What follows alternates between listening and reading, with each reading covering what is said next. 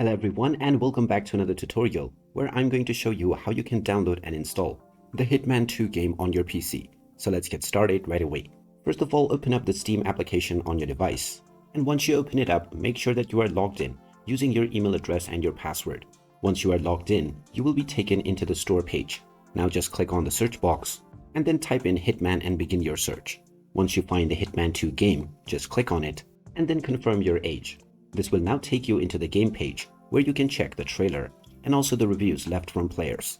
In order to install the game, just click on the Add to Cart button, and now you can click on View My Cart in order to proceed for payment.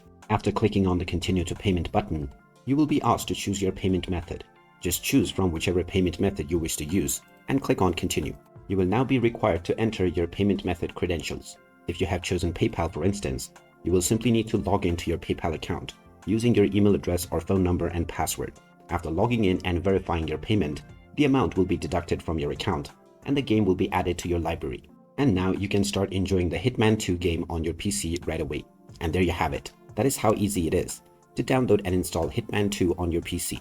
If you find this video helpful, don't forget to hit that like button and subscribe to our channel for more useful tips and tutorials. Thanks for watching, and I'll see you again in the next one.